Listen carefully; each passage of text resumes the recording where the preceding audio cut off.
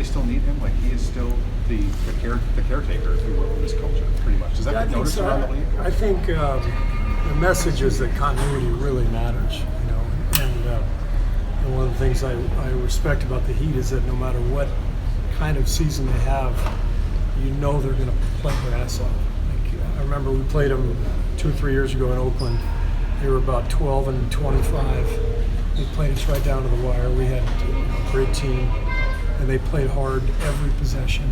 And I told the media, I said, this is a hell of a team, and everybody kind of snickered. And then Miami won like 20 of their next 25 games, and I think they missed out on the playoffs like on the last day of the season.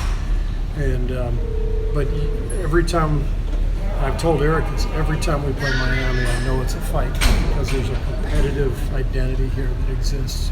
And to me, that's why Udonis is here, to maintain that legacy.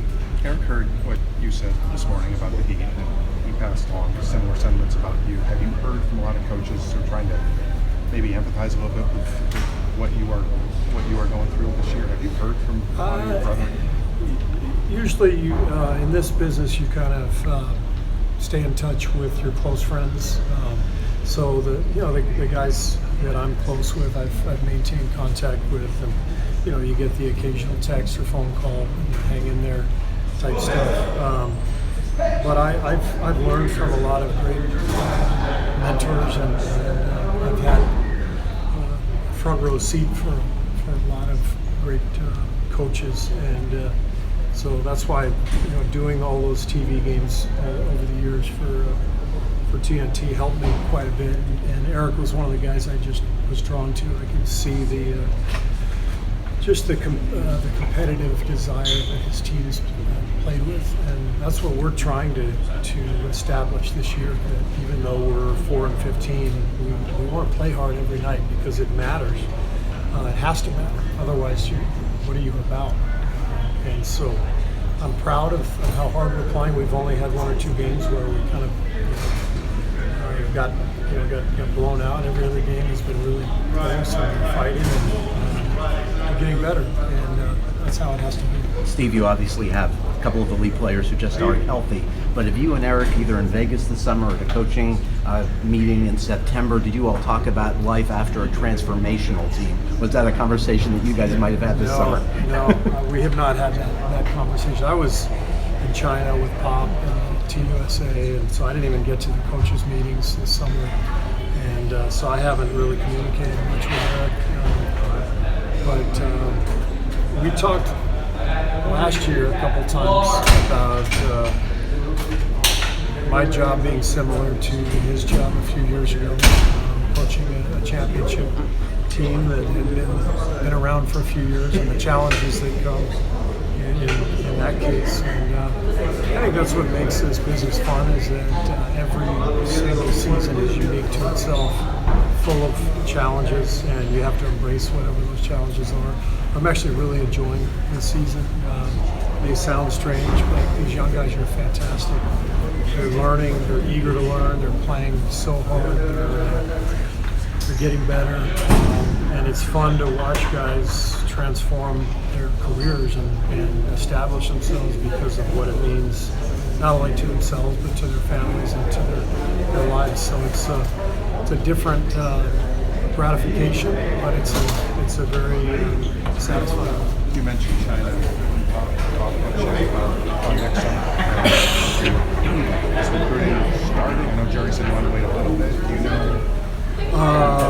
things happening? Yeah, I don't think. I think behind the scenes, with Jerry and Sean Ford, I think there's always things happening, but nothing as far as the guys on the staff, like players and myself. We haven't been given any orders to recruit players for next summer. Steve, Kendrick Nunn is somebody that you guys know. What have you thought about his start in the season? Well, I'm just really excited for him. He's just toiled away in the G League the last couple of years, and obviously did really well. And Miami was smart, to pick him up at the end of last year and give him his opportunity, and he's made the most of it. He's killing it out there, so happy for him. I know you kind of, I don't know if turned away so more than Draymond lately, or he's kind of taken it to how Yeah, Draymond has always been our most vocal player during film sessions, but this year especially, and I will sometimes just ask him to comment on a play so that the players can hear it from him, and sometimes he'll have an observation that I would not have seen.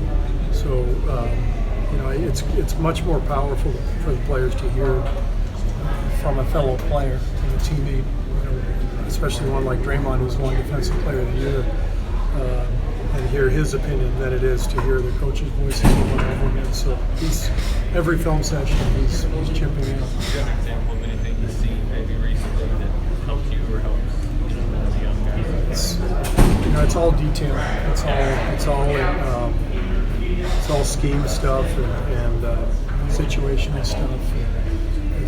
I don't know. It can be really boring to go through the X's and O's. Like Spellman was talking before, that's a little eye-opening. I mean, he's the guy that maybe long-term wants to be kind of looking like that type of defensive player. How are you seeing that, particularly with the younger big, like seeing a player get up and basically talk about it? Well, Spellman is probably the best pupil for Draymond because he's going to have to learn how to play the four defensively. He's playing the four for us now and doing a good job offensively, scoring, rebounding. He's starting to show his talent, but he's used to guarding fives, and it's so different now. Tonight's a good example. One thing to guard Bam, it's a totally different thing to guard Kelly Olynyk.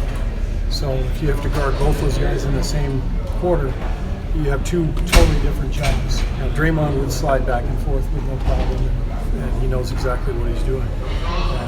But Eric doesn't know yet. I'm sorry, Omari doesn't know yet. So Draymond's got to help him through that. We've got to help him through that, and that's part of what this season is about. As we play all these games and get all this experience.